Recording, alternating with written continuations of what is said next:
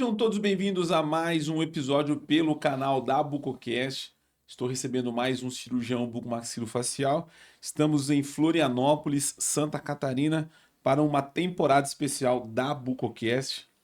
Esse meu convidado, ele fez a sua graduação pela Universidade de Passo Fundo, Rio Grande do Sul, mestrado, residência, mestrado e doutorado pela FOP, Unicamp de Piracicaba, nossa cidade vizinha, em São Paulo, e ele é o atual presidente do Subrabuco, que vai acontecer agora em novembro aqui em Balneário Camboriú. Estou falando com o professor Dr. Alisson Paza. Meu amigo, um prazer imenso poder recebê-lo aqui no canal da Bucocast. Antes de nós iniciarmos, o podcast já começou nos bastidores, ele tem muita história, é um prazer recebê-lo, seja bem-vindo, professor. Obrigado, Ismael, obrigado pelo convite. Para mim é uma alegria muito grande estar participando aqui do podcast e naquilo que eu amo, né, fazer, amo viver. Eu comentei com o Ismael, comentei contigo antes, que eu nasci já dentro de cirurgia. Sim, vamos falar um pouco sobre isso, que eu sei que você deve ter uma história muito bacana dentro da especialidade. Já começou se tornando cirurgião desde criança, já viu, gente? Vocês vão entender um pouco da história. Antes de nós iniciarmos o nosso podcast, quero fazer um agradecimento especial à Triermed, que é a nossa parceira aqui em Santa Catarina, né? O Gilvan Schmidt, que nos proporcionou esse momento aqui, a gente poder fazer essa nossa temporada. O nosso muito obrigado. Professor, eu queria que você falasse da sua formação. Não tem como falar da sua formação e não falar do currículo familiar, né? A gente já se falava antes. Eu queria que você falasse dessa história e, obviamente, da inspiração que fez você entrar para a Bucomaxilo. Claro. Bom, a minha história de odontologia e de cirurgia, ela remete desde o meu nascimento, né? O meu pai foi um clínico geral, era um dentista geral. No início da atividade dele, ele foi um dentista prático, antes de fazer faculdade de odontologia, né? Aqui no oeste de Santa Catarina. Isso a gente está falando final dos anos 60, início dos anos 70. Que era algo, entre aspas, comum para esses locais mais distantes aqui de Florianópolis, que era a única faculdade que formava dentistas, cirurgiões dentistas no estado naquela época. E anos depois de atuação como dentista prático, né, ele percebeu que não tinha mais como seguir assim e foi fazer faculdade de odontologia, graduação em odontologia. Isso, dentista prático, só para eu entender, porque eu nunca ouvi essa história e nunca ouvi falar do dentista prático. Para ser mais claro, o que seria o dentista prático? Aquela época, Ismael, existiam nos interiores, né, do país pessoas que não eram profissionais, porque não pertenciam ao médico que não Isso aí. A analogia seria essa. Seria por aí. E que aprendia a prática odontológica com um outro prático também, né? Então, eles aprendiam basicamente a fazer extrações dentárias e colocação de próteses, né? Dentadura, coisas assim, que não exigia muito conhecimento, a não ser um treinamento naquilo. Mas isso acabou caindo e como é que se diz, a regulamentação da odontologia nos anos 60, a criação dos conselhos regionais, o Conselho Federal, passou a se normatizar a formação e a aceitação de que o profissional cirurgião dentista teria que fazer um curso de graduação em odontologia. Mas ainda nesses interiores, a gente ouve muita história ainda. Hoje não mais, mas eu diria para você assim, que até uns 15 anos, talvez 20 anos passados, ainda existiam algumas pessoas que faziam esse tipo de trabalho. Não é uma profissão, ela era reconhecida na comunidade na época, mas ela nunca foi uma profissão oficial, com regulamentação e tal. E aí, voltando à história do meu pai, Aldo Paza, né? Meu pai fez faculdade em Passo Fundo, né? E foi lá que eu nasci. Então, eu nasci durante o período da faculdade, dentro do consultório. A gente morava na casa que nós morávamos, ele também trabalhava como prático, entre aspas, né? Que até hoje tem muitos casos assim, né? de o cirurgião começar com uma clínica dentro de casa, Dentro né? de Até, casa, sim. Então, eu vivi odontologia literalmente, desde que eu nasci. Eu nasci num dia de uma prova de exame de radiologia. Caraca. Portanto, tá desde ali. Daí, se meu pai seguiu, a partir disso, ele fez a bucomaxilofacial em Porto Alegre, né, na PUC, que é uma escola que formou muita gente boa naquela década de 70, anos 80, e mesmo hoje tem muitos amigos que são de lá, né? O próprio Eduardo Meurer, que Sim, participou sim. agora há pouco com vocês, é formado por lá, né, pela PUC. E aí meu pai fez a especialização, mais adiante ele fez doutorado em cirurgia, né, também. E ele seguiu como docente de odontologia na Universidade de Passo Fundo e eu fui aluno dele na Foi aluno, faculdade. que Fui aluno do meu legal, pai. que legal. Sim, Chegou a tive operar esse... junto com o pai também ou não? Operei, opa, bastante, na época do Bastante. fio de aço ainda. É que a cirurgia era outra, né? Talvez hoje falando para o pessoal mais jovem, imaginar que a cirurgia bucomaxilofacial da década de 70, dos anos 70, ela era basicamente tratamento de fraturas, remoção de algumas lesões, dentes, tudo vinculado a dentes inclusos, mas não existia cirurgia ortognática, não existia tomografia, não existia ressonância magnética, não existia nada de cirurgia em ATM. Então, ela era uma especialidade menor, né? A implantodontia estava incipiente ainda. Então, ela era uma especialidade com um leque muito menor de procedimentos, né? Quando eu comecei a fazer a faculdade, já estagiei com ele desde o início da faculdade, mas eu acompanhei tratamento e fixação de fraturas com fio de aço. Eu cheguei a ver aqueles pacientes com capacete de gesso para suspensão dos ossos por não ter placa, não ter parafuso. Então eu vi tudo isso aí, né? E mais adiante aí depois ele fez treinamento também com ortognática. As primeiras ortognáticas que eu participei foi auxiliando o meu pai, né? Mas foi essa a minha história. Daí depois que eu tive pós-graduação, que eu tive a oportunidade de ser inserido num programa regular que foi em Piracicaba.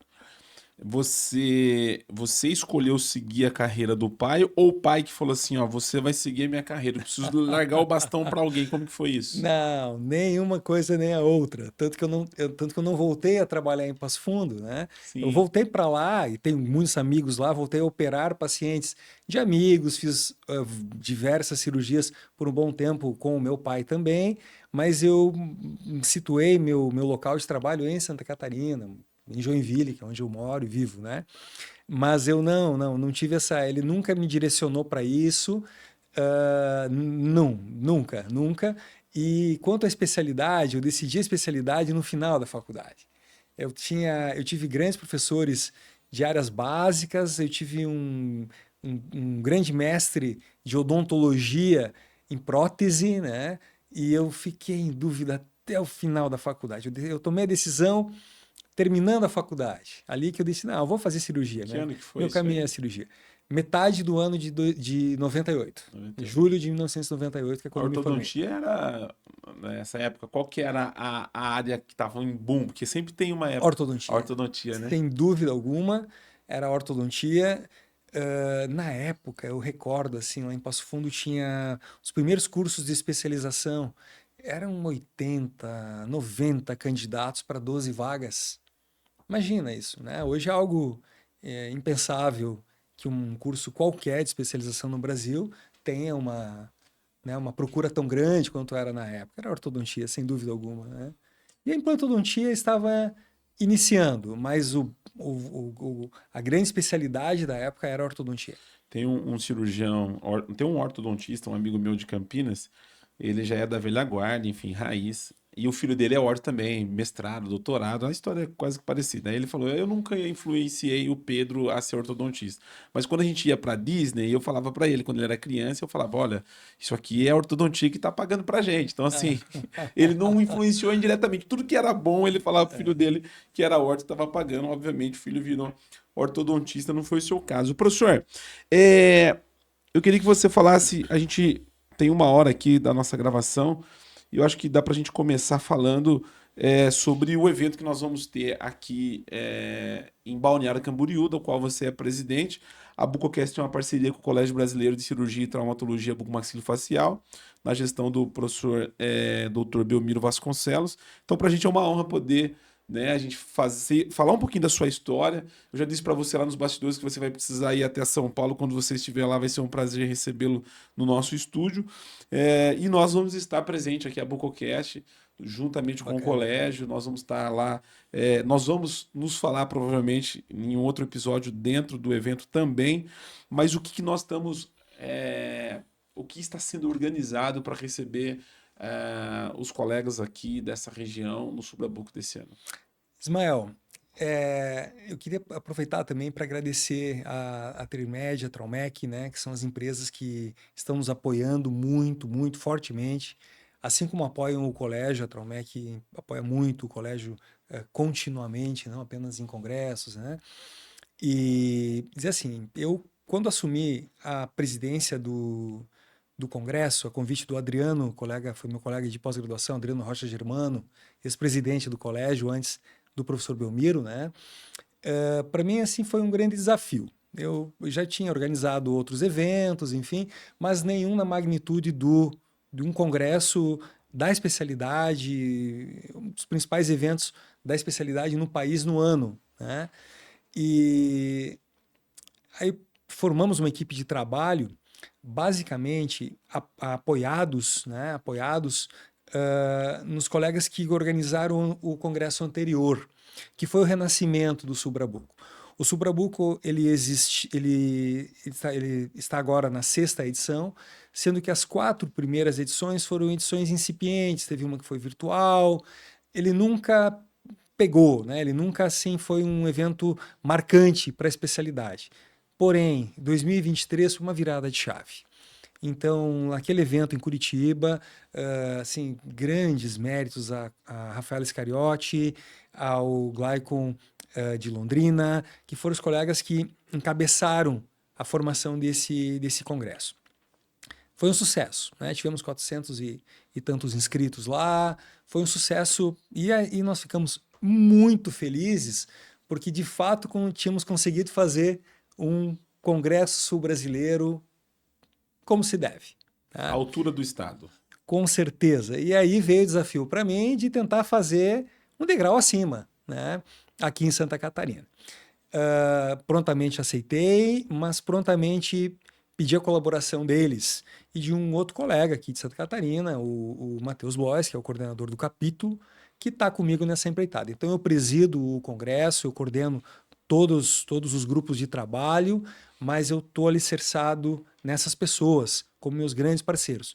Fredo, lá do Rio Grande do Sul, Adriana, do Rio Grande do Sul, o Eduardo Melder, aqui de Santa Catarina, enfim, o Carlos, aqui de Santa Catarina, não gostaria de esquecer de ninguém. E construímos uma grade muito boa, sem falsa humildade, né? Uma grade equilibrada, muito boa, e o reflexo disso é que nós tínhamos colocado como meta 600 inscritos, nós já temos esse número. Então, a gente assim está muito feliz, em primeiro lugar, muito, muito, muito animado, muito... assim, a gente vai fazer um grande congresso, né? A feira comercial tá completa, tem gente essa semana ainda procurando espaço, mas está dando jeito de tentar encaixar uma coisa ou outra ali. Tivemos mais de 100 trabalhos inscritos, né? Que agora vem a fase da chateação, que é dizer, olha, não vai dar aqui, não vai dar ali, mas grandes trabalhos, coisa muito boa, né? Rio Grande do Sul, Santa Catarina, Paraná, tá todo mundo aí. Então vai ser um grande evento. Hotel Cibara, em Balneário Camboriú, 13 a 15 de novembro. A gente está muito, muito feliz, já sabe que é um congresso que já deu certo. Eu quero aproveitar esse nosso episódio para você, antes de nós entrarmos aqui na nossa pauta para a gente fazer o nosso bate-papo e finalizar essa parte do Subrabuco, eu queria que você olhasse para aquela câmera lá, que é a sua câmera, e fizesse um convite especial para ainda esses nossos amigos aqui da região. Eu sei que vão vir muita gente de outros estados também, né? Sim. Enfim, está aberto para todos da especialidade, mas eu queria que você fizesse esse convite para a gente poder ainda, logo em seguida, soltar esse corte aí, compartilhar para aqueles ainda que não se inscreveram e que queira participar do Subrabuco. Com certeza, obrigado, Ismael. Pessoal, convite feito de coração para um grande evento que nós estamos organizando, que está organizado 13 a 15 de novembro em Balneário Camboriú. É o grande evento da especialidade no sul do Brasil neste ano, né? O Congresso Sul Brasileiro. Grade está fantástica, teremos capítulo da O com cirurgia ortognática, teremos no mesmo dia ATM em todos os níveis, desde diagnóstico de patologia até as reconstruções com próteses totais. Nós teremos no segundo dia a parte de implantes, de patologia, seminários de patologia. Teremos trauma facial e a entrada das cirurgias cosméticas, né? Cirurgias estéticas faciais, que estão, né, os procedimentos que estão dentro da nossa alçada da especialidade bucomaxilofacial. E no sábado, uma manhã toda, entrando no início da tarde, com cirurgia ortognática e com palestrantes, né, internacionais, palestrantes nacionais. A gente deu muita atenção aos grandes colegas que nós temos aqui no sul do Brasil, valorizando essas pessoas, principalmente os grupos que possuem programas de residência, né, dentro das premissas que o colégio tem, né, como nossa entidade maior de orientação de formação profissional. Então, assim, congresso sensacional. Claro, Balneário Camboriú com todos os seus atrativos, né, geográficos e sociais, né? Tem atividade na quinta-feira à noite, tem o TAG na sexta-feira à noite. Então, pessoal mais jovem, a molecada, ou quem quiser relaxar, tá na cidade certa, num período ótimo, que já é quase verão ali, uma época boa, né? 13 a 15 de novembro, Balneário Camboriú. Esperamos você lá conosco no nosso 6º Subrabuco. Obrigado. Que é o último evento do Colégio Brasileiro esse ano, né? Nós tivemos o ENEC, tivemos o COPAC e encerra o evento do Subrabuco, né? Dos 4 principais, né? Que é o COBRAC e os eventos regionais, né? Sim, sim. Ele é o último do calendário desse ano. O colégio tem... As pessoas podem saber, mas, enfim, no ano par, o COBRAC, né? E que é o ano que vem, será em Natal.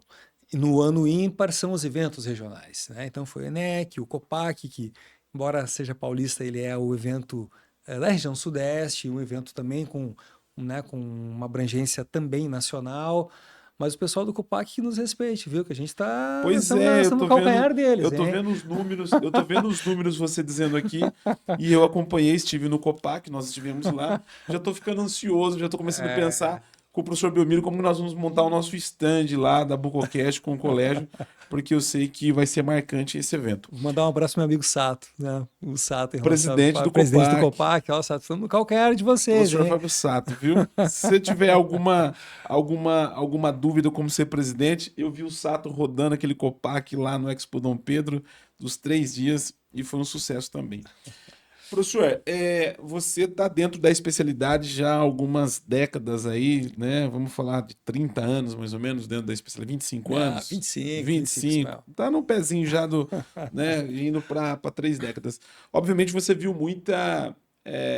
além do pai, que você tem uma referência, então você tem algumas...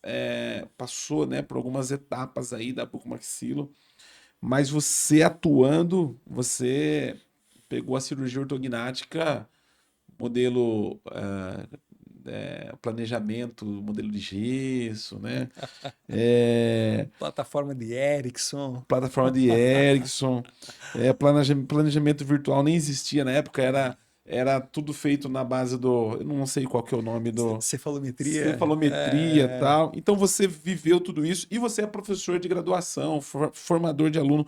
Como que você vê a evolução da cirurgia ortognática E o que ainda a gente pode assim, aguardar, o que a gente tem de mais novidade? Tem a inteligência artificial hoje, como que você vê a evolução da cirurgia? Ismael, a cirurgia ortognática, ela, ela mudou muito nesses 20 e tantos anos que eu acompanho, né? Ela mudou não tanto em relação às técnicas, né? Diria que as técnicas básicas, as osteotomias de maxila, de mandíbula, continuam sendo muito parecidas ou muito semelhantes ao que já se fazia, né? Se preconizava naquela época, né? Eu sou cria lá de Piracicaba, do Dr. Passi, do Dr. Márcio de Moraes, e a gente aprendeu, né? Aprendia naquela época técnicas que eles, o Dr. Passi, o pessoal mais da época dele, Mário Gabrielli, a gente conversou antes, o Paulo Medeiros, né? Que acabaram tendo uma formação no Texas, né? Trouxeram para o Brasil isso. Diria que eles são a segunda geração da. Porque a gente tem a geração do Antenor Araújo, do teu pai, da Maria Eduína, da Doutora Edla Puricelli, Idla. né? Essa diria que seria a primeira, vamos dizer assim, porque não existia ortognática, você falou que na época. Ortognática, a primeira geração São esses. são São esses. esses. São Aí esses. veio a do Gabriele, Professor Mário do Gabrielli, Passari, professor Passeri, professor Paulo Medeiros, Paulo né? Paulo Medeiros. Medeiros. Essa é a É a segunda segunda. geração, sem Você tá dúvida. na terceira e agora tem os meninos Opa! que diria que é a última geração, né? Então você conseguiu, não digo acompanhar a primeira, mas você tá bem no meio aí dessas gerações aí, né? Essa as pessoas da minha faixa etária, né, que é entre 40, entre 45 e 50 anos, ou 55, 45 a mais. pegaram essas fases. Então, a nossa cirurgia ortognática daquela época, quando eu de fato comecei a planejar, a fazer, enfim, no programa de pós-graduação e depois no consultório, né, no meu trabalho privado, ela era a época da análise facial, né? Muita análise facial, que é dessa segunda geração, né? Cefalometria sim, mas não tão apegado a ela como foi a primeira geração, tá? Já puxando para os procedimentos, pensando em resultados estéticos. Essa segunda geração, além do funcional, nos princípios da cirurgia ortognática, que é correção funcional, nós pegamos isso. Já se Essa, falava em resultado estético com quando você certeza, com começou? certeza. A gente já levava muito isso em consideração. O planejamento ele era funcional, mas com um benefício estético, né? Eu diria para você que essa época, final de 90, início dos anos 2000, é onde a estética passou, o resultado estético passou a ser determinante no planejamento da cirurgia. Tá? Ele passou a ser assim, o check final é o resultado estético. Temos um bom resultado estético assim? Check. Não sei, vamos fazer outras coisas. Né? As mentoplastias são dessa época ali. Essa época... Não existia as próteses nessa época não existia as próteses de ângulo, isso aí não existia, né? Ou já existia? Existia, mas eram muito raras, muito difíceis. Eram os implantes da Medpor, né? Mas como basicamente não havia prototipagem, era algo muito distante, muito difícil de ter acesso, custo muito alto. Customizado não tinha nessa época. Não, nada ainda nada. E a rotina da ortognática era montagem em articulador, modelo de gesso, Raiz, registro interoclusal, montagem em articulador, transferência disso para a plataforma de Erickson, cortar o modelo, reposicionar, fazer o guia no acrílico pó e líquido, e era assim que nós fazíamos na época, né? A evolução, um segundo estágio da ortognática, ele passou a, a acontecer a partir do momento que tivemos acesso às tomografias. Aí a gente começou a entender três dimensões, começou a perceber falhas, né? Procedimentos que poderiam ter sido feitos de outra maneira. A gente sempre brinca, Ismael e quem está acompanhando, que se eu revisar um caso de 5 anos passados e decidir fazê-lo da mesma maneira, alguma coisa está errada na minha Sim. atualização. Né? Então, mudou demais. A ATM era algo assim fechado, você não acessa, não mexe com isso, não tinha ressonância magnética, então era uma outra fase. A fase seguinte foi essa que eu estou te colocando agora, que é o início da tomografia, o início das ressonâncias, uh, entrada de procedimentos articulares simultâneos ou em outra cirurgia, mas dando uma atenção muito maior, e o planejamento virtual entrando, começando a tomar corpo, né, a utilização dos softwares, na época era o Dolphin ainda, que era o mais utilizado, ainda é, mas enfim, né, o mais largamente utilizado. Eu tive acesso ao Dolphin em 2015, né, tem 10 10 anos anos. agora. Né? Haviam outros colegas que tinham acesso antes, mas Foi bem no diretamente começo, né? foi começo, era No caro, começo, né, era sim, difícil, sim. mas assim, para mim foi uma virada de chave. Tanto que na ortognática de 20 anos, a gente ainda escolhia muitas vezes, vou operar só maxila, ou vou operar só mandíbula. Eu vou te dizer o seguinte, Ismael, esse ano, eu diria que para você que nos últimos 3 anos, talvez 4 anos, as ortognáticas todas foram maxila, mandíbula e mento. Né? Então, quando você se depara com o virtual, com a previsão do resultado, a questão estética, a questão respiratória, que não se dava importância porque não se correlacionava, né, o resultado da ortognática com a função respiratória, muito pouco. Então, isso aí hoje leva os pacientes a fazer 3 segmentos, quase que sempre, muitas vezes maxila em mais segmentos, mandíbulas segmentadas, para buscar resultados melhores, né? Funcionais melhores e estéticos também.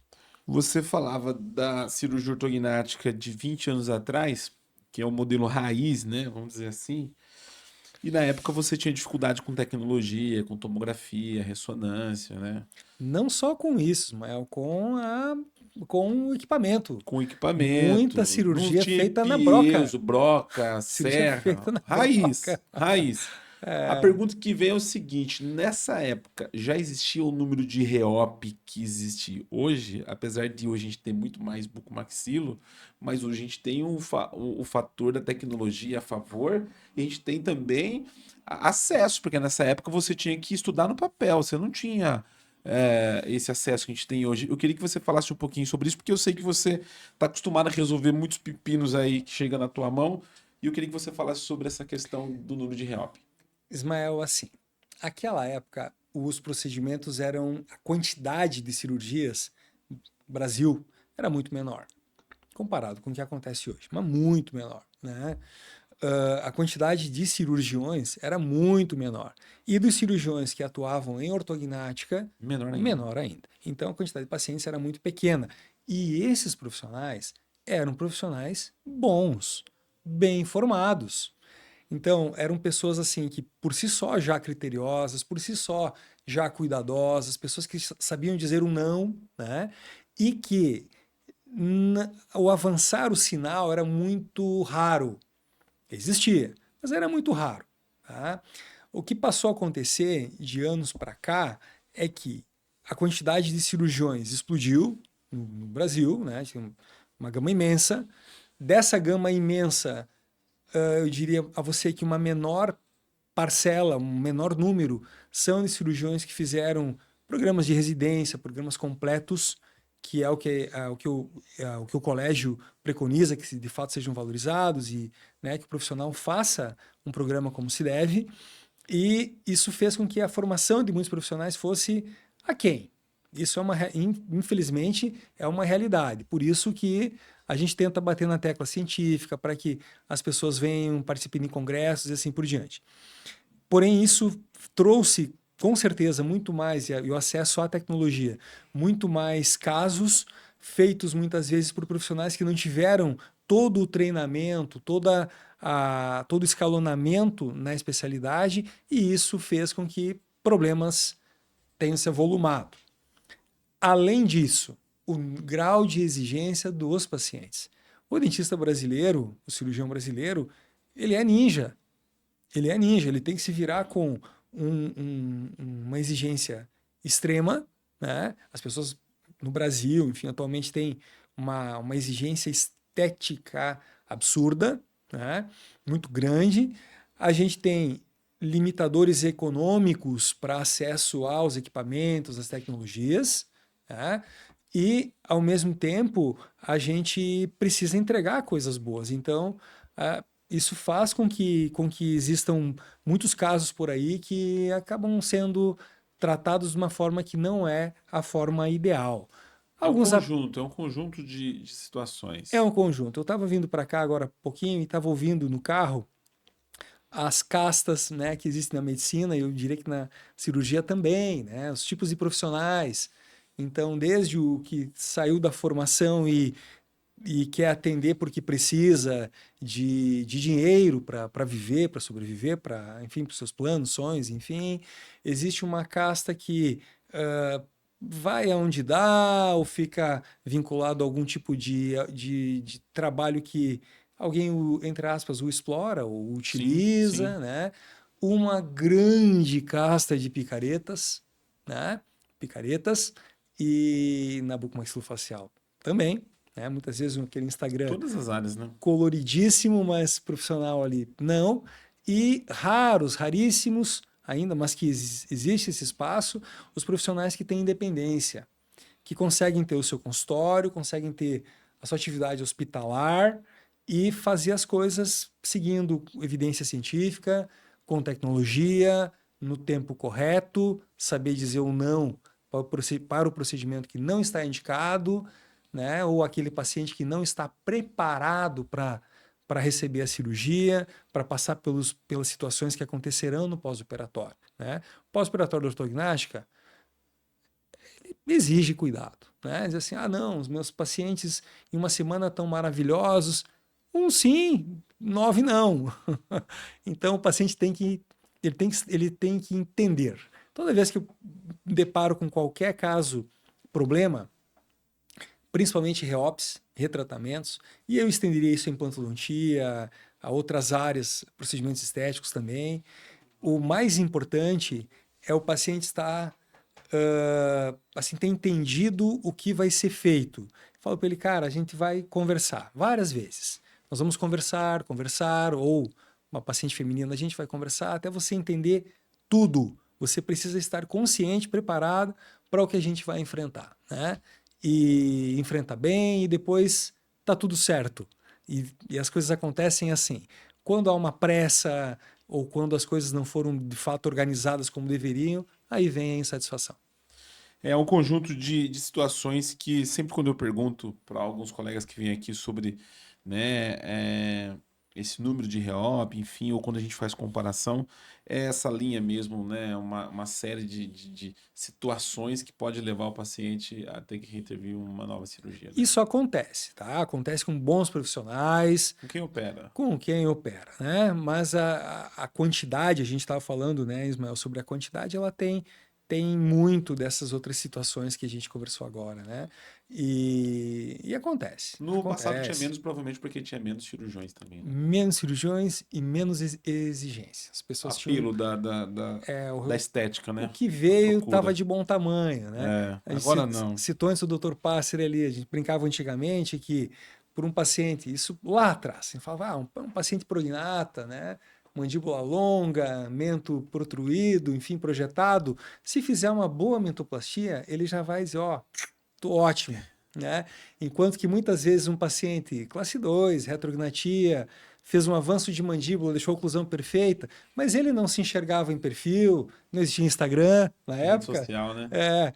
Para ele, poxa, doutor, como é que tá? Tá tudo bem? Olha, tá tudo bem, meu dentista disse que tá tudo bem, mas essa parestesia aqui me incomoda demais. Então, Mudou totalmente, mudou com mudou. certeza. Quando você começou, por onde que você começava a sua cirurgia ortognática? Maxila sempre na E época. essa agora vem a pergunta. Até hoje? Não, hoje Não. a maioria dos meus casos, a quase totalidade, eu faço mandíbula primeiro, né? Mandíbula primeiro. E por que Depois do na época começou virtual, com a maxila? Por que na época? Qual que foi a. Era da época? Todo mundo começava pela maxila? não todo mundo. Na época existiam artigos, na época, Ismael, existia assim, duas discussões em relação à ortognática clássicas, né? Dois pontos de vista divergentes, assim. Um era se a melhor osteotomia de mandíbula era a sagital ou a vertical. Existiam artigos científicos discutindo isso. Sagital ou Duas vertical? escolas. Duas escolas, né? Eu lembro, a minha prova de doutorado, prova para o doutorado, foi a discussão de um artigo que 2001, era de um artigo que comparava vantagens e desvantagens de sagital e vertical, né? Hoje, isso não existe. Ninguém, porque na época fazia vertical e bloqueava o paciente. O segundo ponto era iniciava a cirurgia pela mandíbula ou pela maxila, né? O que acontecia na época, a decisão da maxila, era muito em razão da análise facial.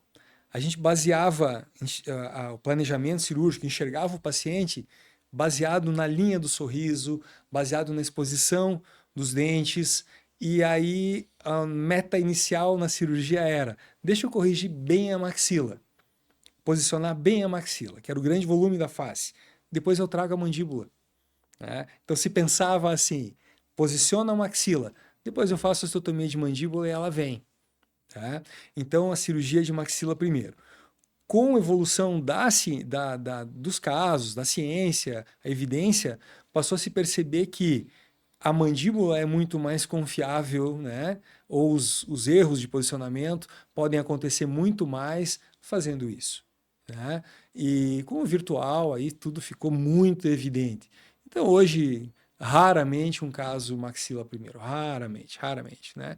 Faço a mandíbula, posiciono bem, é o momento mais tenso, entre aspas, da cirurgia é a osteotomia sagital, é a hora de fazer a osteotomia de mandíbula, e aquilo, mandíbula está bem resolvida, bem posicionada, vem a maxila em posição e tudo certo. Porque a mandíbula, eu não sou da área, mas enfim. Porque a mandíbula, a maxila tá fixa, né? Então o início pela mandíbula é porque ela é mais difícil, porque é onde você movimenta, onde você. Não, não é bem por isso. Deixa eu expressar melhor. É assim, ó. A osteotomia de mandíbula, se ela for feita errada, se alguma coisa não acontecer bem, eu vou ter dificuldade de fazer a fixação, de deixar o paciente desbloqueado, né, no pós-operatório. Enquanto que a maxila, isso basicamente não acontece, uma coisa que não Sim, existe, né? Na sim. mandíbula pode acontecer. Então, sempre a nossa maior tensão É na mandíbula. é na hora de fazer a osteotomia da mandíbula. É o ponto Ah, mais. E quando a gente faz isso já no começo da cirurgia, você não está cansado, você está focado naquilo, né? Enquanto que fazendo mais adiante da cirurgia já te pegou mais cansado, você já fez toda a maxila, o paciente já teve um sangramento, algo nesse sentido. Mas fundamentalmente é porque, como a maxila é um osso fixo, fixo. né? A, é, ela é uma referência sólida, uma referência boa para Sim. eu posicionar bem a mandíbula. Enquanto que o paciente, em razão das ATMs, se ele tiver qualquer alteração de ATM e eu quiser operar primeiro a maxila, essa ATM vai me enganar. E eu posso posicionar a maxila errado a partir de uma ATM que está me enganando. Quando eu vou em alguns congressos, eu tenho vontade de fazer umas perguntas meio malucas, assim. De Como eu tô cirurgia no. também, não? Não. Eu já tive audácia uma vez de perguntar, mas era em relação ao paciente, então. E aí, quando eu tenho oportunidade assim, eu pergunto e ficou muito bem claro. E até eu utilizo essas informações para meus próximos episódios.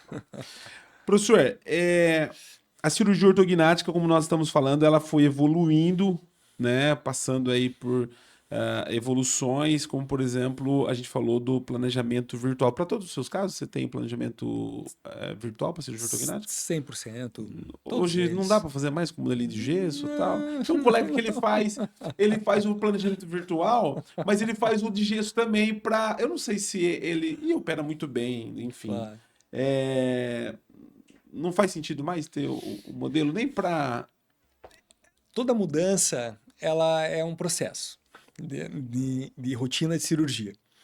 Então, Ismael, a gente brinca, às vezes, dentro de um grupo de colegas, enfim, que determinadas coisas que rotinas com material, com implantes, com sequência, com um grupo de quem te auxilia e assim por diante, muitas vezes é mais fácil mudar qualquer coisa na sua vida do que mudar uma rotina, né, daquilo que está dando certo. Sim. Então, tudo aquilo que, no caso do planejamento virtual, na minha carreira, ele foi um processo. Primeiro eu tive o contato com o software, aí eu passei a terceirizar planejamentos, aí eu comecei a entender, mexer um pouquinho mais no software, aí eu comecei a fazer os meus guias, mas eu fazia o guia do gesso Do gesso. também, tá? Um pezinho lá, um pezinho aqui. Era híbrido. Exatamente, né? Hoje, não precisa mais fazer isso. Dá para fazer tudo no virtual, salvo placas, goteiras, finais em maxilas segmentadas, que é possível fazer no virtual, mas que eu me sinto muito mais seguro fazendo no modelo físico. Não necessariamente no gesso, faz um modelo impresso, né? E a gente, não necessariamente não faz no gesso. Faz o modelo impresso e faz o guia nesse modelo que foi impresso. Tá? Eu confio muito mais dessa maneira ainda do que fazer essa goteira final virtual. Pode ser que daqui a um ano a gente já tenha mudado. Viu? Não, mas é porque você é cirurgião raiz. Eu já ouvi um outro colega dizendo que faz a mesma coisa que você e eu percebi que são só os que têm mais de 20 anos, beirando os 30, como no seu caso, ainda faz desse modelo ainda. A cirurgia ortognática é minimamente invasiva. É uma nova técnica que vem sendo utilizada por alguns colegas. Como que você avalia e como você recebeu essa técnica? Olha, Ismael, como eu falei para você que naquela época, né, as discussões eram sobre sagital e vertical, maxila primeiro ou mandíbula primeiro, né? A cirurgia chamada de minimamente invasiva, tá? Técnica hoje chamada de denominada minimamente invasiva, eu enxergo ela com muito bons olhos, muito bons olhos. Eu acho que ela tem aplicabilidade, indicações muito específicas também, tá? Mas eu acho que tem que ter um certo cuidado do que tem sido feito, tem sido falado e daquilo que é a realidade. Tá? O termo minimamente invasivo, né, ou minimamente traumático, né, com quem tem já alguns quilômetros rodados, né, a gente brinca no seguinte sentido: toda cirurgia que eu faço, eu considero ela minimamente invasiva. Eu não vou invadir além do que eu preciso. Então, qualquer cirurgia que um cirurgião de bom senso faça, ela é minimamente invasiva. Eu não vou invadir ou fazer além do que eu preciso. Isso é uma brincadeira entre aspas, mas que é conceitual. Né? A técnica trazida para o Brasil, largamente difundida no Brasil, muito aqui em Santa Catarina também. Repito, tem indicações bem claras, sucesso nos resultados, ok. Tá? Eu acho ainda muito restrita para o padrão dos pacientes que eu trato. Eu consigo encaixar a técnica em alguns pacientes? Consigo, mas ela não é rotina. Essa técnica chamada, né, dessa forma, não é rotina ainda no meu trabalho. E eu já tratei casos de complicações desse tipo de técnica onde elas não estavam indicadas. Tá? Então, eu já recebi pacientes ligando, perguntando: Dr. Alisson faz minimamente invasiva? Aí eu brinco com o secretário, diz lá que toda cirurgia do Dr. Alisson é minimamente invasiva. Acessos pequenos, né? Mas se a técnica que está perguntando, Sim, a gente sim, faz, sim. porém, depende do caso, e é por aí. O grande ponto, né? Os pontos de questionamento são bem claros, assim. Tem casos que não estão indicados, a técnica ela não resolveria todos os casos, isso é fato.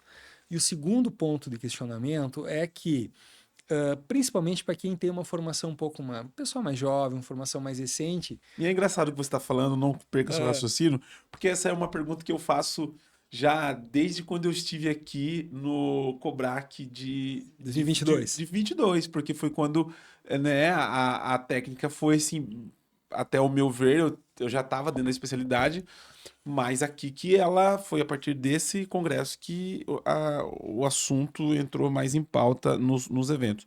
Os colegas de 25 anos para trás, todo mundo eu já sei a resposta. Eu já ia dizer para você que eu já sabia a sua resposta, mas os de 10, 15 anos, eu encontro muito mais pessoas que aderiram. Eu não sei se é a bagagem, a experiência. Não estou falando na minha experiência de entrevistado, né? Enfim. Deixa eu te dar um exemplo que talvez para quem esteja assistindo seja mais fácil até de entender. Um outro assunto, enxertia óssea em relação a enxertos ósseos lá de trás, para implantodontia, no passado e tal. Nós fazíamos tudo, enxertia óssea autógena, Sim. né? Depois não tinha acesso aos biomateriais, eles passaram a vir mais anos depois, e tinha um biomaterial bom, tinha 10 ruins, hoje tem vários bons, mas continua tendo Sim. muitos que não são adequados e assim por diante. Então, quando esses biomateriais começaram a ser aplicados e comercializados, enfim, vinham os pacientes, ou vinham os dentistas perguntar: mas doutor, precisa fazer um enxerto, na época, um enxerto autógeno ou pode ser feito com sintético? A palavra era sintético, né? Ou, vou deixar o paciente escolher, né? Então, eram coisas assim que a gente falava: poxa, se não der certo, como é que vai corrigir? Não, daí corrige com autógeno, tá? Eu trago o mesmo exemplo para minimamente invasivo, da mesma forma. Tá? Se a coisa não vai bem, como é que vai tratar? Como é que vai corrigir? Eu não estou falando de um pequeno enxerto, estou falando de uma cirurgia ortognática. Né? Eu estou falando em sequela, em custo, em tirar um paciente de trabalho, alteração sensitiva, né? Todo um dano emocional envolvido. Então, a indicação dessas técnicas a indicação precisa ser muito, muito precisa, muito calculada, muito correta. E aí funciona bem para todo mundo, para o cirurgião, para o paciente, para todo mundo. Né? Quando as coisas não dão certo, a correção ela é dolorosa. Qualquer cirurgia que você tenha que reintervir, ela é mais complexa, E né? o resultado não é como seria o resultado de um procedimento feito primariamente Sim, dentro do que inicial. se planejou. Então isso faz com que, com certeza, quem já pegou casos assim, quem já teve que tratar sequela, tenha um pouco mais de pensar um pouco mais antes de Da indicação. indicar em larga escala. Quando você tem indicação da cirurgia ortognática com procedimento de ATM, prótese, enfim, você faz essas cirurgias juntas ou você costuma separar? Caso a caso. Os casos, caso a caso. Então, assim, quando o paciente tem necessidade de discopexia, reposicionamento do disco, né? Habitualmente eu faço junto. Quando o paciente tem uma prótese, sempre, prótese, via de regra, é com ortognática junto, né? Mas, assim, quando o paciente eu fiz isso no menino esse ano, agora, recentemente, uma condilectomia importante, ele tinha um tumor, né? Teria que fazer o reposicionamento do disco do outro lado.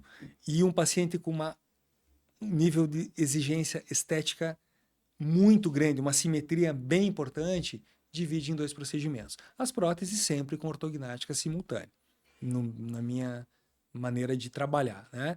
Mas aí eu acabo dividindo em 2, mas casos de exceção. A regra é uma cirurgia só. Lembro esse ano de um caso que foi dividido em 2 etapas. Eu vou fazer a pergunta que eu faço para todos os colegas aqui, sabendo da sua resposta, a menos que você vá na contramão do que a maioria responde. Você faz benefício antecipado? É uma rotina sua ou não? Não, Não. não é rotina. Isso é só para os acima, é o que eu falei para você, acima dos 25 a mais, a resposta eu já sei. Aí tem os dessa nova geração, né? Que não faço e tal, mas eu queria que você falasse sobre essa questão, como que você enxerga isso? Mesmo conceito, Ismael, benefício antecipado, né? Qual é que é o benefício do tratamento ortodôntico cirúrgico? Boa oclusão, ATM no lugar, estética facial, esse é o benefício. Fazendo a cirurgia ortognática antes de tudo, eu não tenho benefício, eu tenho um... Malefício, eu já ouvi falar até um malefício de não. alguns colegas dizendo assim. Eu facilito a vida do ortodontista, isso sim. Será? Sim, sim, sim, sim. Então, o que acontece, Ismael? Como é que é a maneira de eu pensar e de eu conduzir, né? O caso está minimamente preparado, não é uma grande assimetria, eu não preciso de um controle de muitos planos, é um paciente que está alinhado, ele tem necessidade basicamente de correções anteroposteriores. Operar o paciente com ortodontia em início não é nenhum problema. Ortodontista experiente, ortodontista experiente, né? Tudo bem, tudo bem. Agora, não, tem uma simetria grande. É uma osteotomia com movimento ruim ou com alguma chance de instabilidade. O ortodontista que não tenha controle absoluto, tanto técnico quanto de relação com o paciente, jamais. Você que tem, a gente estava falando, feito alguns reops que tem chegado para você de alguns colegas na sua clínica. E é normal, né? A gente tem hoje um volume de cirurgia ortognática, um número de cirurgiões, enfim. Quando dá certo a cirurgia ortognática, o ortodontista e o bucomaxilo, os dois tomam um chopp para comemorar e deu tudo bem. Agora, quando dá errado, né? Aonde que está o problema? Normalmente, quando você faz essa reintervenção, na sua experiência, o problema está no preparo, está em você operar antes do tempo, é técnica cirúrgica, porque quando dá tudo certo, tá uma maravilha. Agora, quando dá errado, de quem que é o paciente? Aonde que o paciente fica? Olha, foi o ortodontista, foi o cirurgião? Parece que essa conta nunca fecha. Como que você vê isso? Ismael, assim, eu vou dizer para você assim que a maneira que eu toquei a carreira até hoje, eu nunca tive um litígio com o paciente em relação a algo que não chegou no resultado que ele esperava ou que eu esperava. As coisas sempre foram entendidas, onde, né, o resultado não chegou no 100, chegou no 90. O que faltou para o 10? Tá? A minha relação hoje com os ortodontistas que eu trabalho é de muita confiança, como regra. Como regra.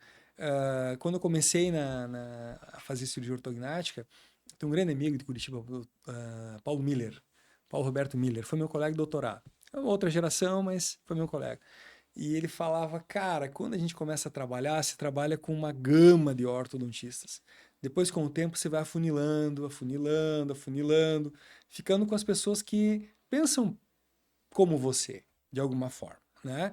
Então eu não recebo, não vou operar um paciente que não seja de um orto do meu relacionamento, de trabalho e tal. Claro que não. Caso está adequado, óbvio que vamos operar. Né? Mas a maioria dos casos, problema, né, eu trago para ortodontistas parceiros. E eles para mim também. Então a gente se entende, a gente jamais faz algo que não foi da concordância de ambos e assim por diante. Talvez em serviços com volumes muito grandes de cirurgia, né, ou que recebam de ortodontistas muito diferentes, esse problema possa acontecer, né, dessa dificuldade de diálogo mesmo, né, de comunicação. O que eu enxergo dos pacientes que vêm para a REOP, tá? Que vêm para a REOP, a maioria das vezes eles jogam muito a carga no No cirurgião. bucomaxilo. No cirurgião. Porque hoje, originariamente, esse paciente ele iniciou no orto e foi do orto para a cirurgia. Tipo, pronto, né? O orto atendia ele todo mês, eles conversavam sobre pesca, sobre carro, sobre filho, sobre futebol, sobre qualquer coisa, e para o cirurgião ele foi depois, e então o orto ainda é aquela pessoa de confiança maior, né? Mas isso é um achismo. Tem um colega ortodontista que ele falava assim nos eventos que a gente organizava e ele dava aula, que não há uma cirurgia que consiga resolver um má preparo e Uhum. não há um bom ortodontista que resolva um problema na cirurgia. Então, ou seja, os dois têm que estar muito justos, porque se ele te entregar o BO, você não vai resolver. E se você devolver o BO para ele, também não vai resolver. É mais ou menos isso, né? Com certeza, com certeza. E assim, Ismael, a gente percebe assim que as coisas dão certo sempre quando o diálogo é às claras, Sim. né? Tanto do cirurgião com o orto, do cirurgião com o paciente, quer dizer, tudo muito claro. Não, o caso não está preparado, não vamos operar. Eu tenho uma história de uma paciente do Paraná, né, que veio me procurar, que era um reop. Era um reop, tinha uma demanda judicial, enfim. E ela veio me procurar para o tratamento. Na época, ela estava assim com uma bala emocional eh, tão grande assim, em razão de tudo que tinha acontecido com ela, que ela não me ouvia, ela não me escutava. Eu explicava, falava isso, aquilo, e eu percebia que as informações ela não captava. Ela tinha assim obstinado a fazer aquela cirurgia quando ela, né, a paciente imaginou que deveria fazer, e eu percebi. Eu consegui perceber isso na época. Eu percebi, poxa, mas ela tá muito ansiosa, Aí eu sentei com ela e falei para ela o seguinte, falei, olha, eu acho que você não está preparada ainda para o pós-operatório, ou você está enxergando situações que você não vai ter de resultado, tá? E isso, segundo assim, você veio com a gente de uma forma muito forte, a exigência da data, de situações assim. E eu falei para ela, olha, vamos fazer o seguinte, dá um tempo, espera. Ela, uma senhora, tinha, sei lá, 50 e poucos anos na época e tal. Eu falei, dá um tempo, vamos evoluir um pouco mais teu preparo ortodôntico, vamos conversar daqui a 6 meses, você venha algumas vezes para a gente conversando um pouco mais, para um entendimento maior sobre o que vai ser feito. Resultado, ela saiu de lá brava, mas brava, muito brava, logo com as meninas na entrada da clínica, a gente tem uma clínica grande lá de cirurgia, enfim, e falou com as meninas da recepção, brava, falou, doutor, acho que ela vai voltar mais. Falei, não tem problema, tudo bem, né? Tem seu... Faz parte, porque eu vi que não ia dar certo, eu não ia entregar a cirurgia que ela estava imaginando, eu não estava nada confortável em tratá-la, porque a gente não tinha se entendido até então. Deletei. Um ano depois, exatamente um ano, era tipo assim, fevereiro para fevereiro, uma coisa assim, consulta. Tava a paciente, falei, paciente, Voltou. pensei, o que será que aconteceu nesse ano? Doutor, eu mudei de cidade. Eu fui morar em Guaratuba, no Paraná, ela era de outra cidade, não lembro qual era, e aí eu fui transferida para um ortodontista de lá que me indicou o senhor, de novo. E aí eu tava bravo, falei que eu não ia voltar. Aí ele falou: não, não, não, vai lá com o Alisson, vai, trata com o Alisson, conheço ele. Ela falou, e a minha vida tá mais calma agora. Resolvi isso aqui, a questão lá do meu trabalho que estava me incomodando já está solucionada. Eu fiquei pensando muito tempo no que a gente conversou. Resultado. Operei ela uns meses depois, resultado fantástico. Aquela que data de aniversário vem, a mensagem, feliz da vida, tudo muito bem. Então isso acontece. Assim como uma conversa assim com outro paciente, o paciente Sim, nunca mais volta. sim, sim. Mas às vezes a gente tem que dar um passo atrás. E entender essa Isso, relação com o ortodontista, né? Você, confiança. confiança. Tem que ser uma relação de confiança. Aquilo que é combinado não sai caro, né? Isso é fato. Para finalizar, eu quero fazer a última pergunta para você, com relação à cirurgia ortognática e às cirurgias estéticas da face. A Sim. Bucomaxilo está recebendo cada vez mais pacientes com essa necessidade da parte estética, sempre foi, né? Mas agora a Bucomaxilo está militando em algumas áreas que ainda a gente tem alguns procedimentos que estão na mão da Bucomaxilo, outros ainda, né, ainda estão chegando, vamos dizer assim. Como que você vê a Bucomaxilo preparada para fazer esse tipo de procedimentos? E se você tem feito, o que você faz associado ou não com relação à parte de estética? Sobre mim, né? Eu comecei a fazer os procedimentos, alguns procedimentos com objetivo estético. Não comecei sozinho, comecei com um parceiro, né? Lá do interior de São Paulo. Estou em formação em algumas áreas, outras eu já domino. Como eu enxergo para a especialidade? Com preocupação. Preocupação. Tá? No sentido que existe uma curva de aprendizado. E o meu receio é que não se espere essa curva para determinados procedimentos e saia se fazendo de qualquer jeito e aí estrague tudo, né? Desande o bolo. Essa é a minha preocupação. A condição técnica, um cirurgião que faz ortognática, que faz trauma, que faz tudo isso, tem toda a condição técnica de fazer.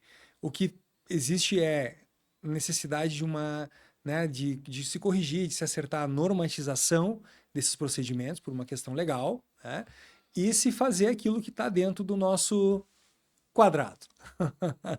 O que está dentro do nosso quadrado eu sou sempre favorável, mas eu me preocupo com cirurgiões que têm uma experiência um pouco menor e queiram fazer isso de qualquer jeito, de qualquer forma. Isso pode ser ruim para a especialidade. As coisas feitas no seu tempo, respeitando a curva de experiência, fazendo com profissionais que tenham já essa formação, eu acho que isso vai entrar como uma situação normal dentro da nossa especialidade. Professor Dr. Alisson Paz, é um prazer imenso recebê-lo aqui no canal da Bucocast.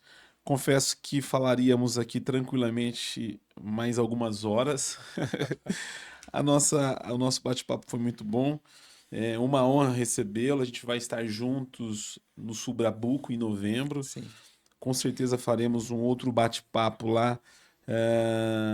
Muito feliz pela sua presença. Obrigado, meu amigo. Ismael, eu que agradeço a oportunidade. Estaremos juntos lá em novembro. Vou novamente fazer a chamada, né, para o nosso Sul Brasileiro de 13 a 15 lá em Balneário Camboriú.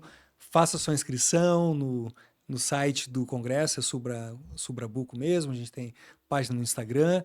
E agradecer, né, novamente o convite a partir da empresa da TrierMed, da Traumec, que é uma parceira do colégio, e dizer que para mim é uma honra falar daquilo que eu só não amo tanto a cirurgia quanto eu amo as minhas filhas e a minha esposa. Show de bola. Meu amigo, eu quero entregar aqui um brinde. Obrigado, da TrierMed, em nome do Gilvan Schmidt, Luca, toda a equipe da TrierMed, muito obrigado, que nos proporcionou essa oportunidade de nós estarmos aqui hoje fazendo esse bate-papo. Agradeço demais sua presença. Obrigado, querido. Obrigado nos mesmo, veremos em novembro, com certeza. Estaremos lá. Obrigado. Você que nos acompanhou pelo canal da Bucocast, o nosso muito obrigado e até o próximo episódio.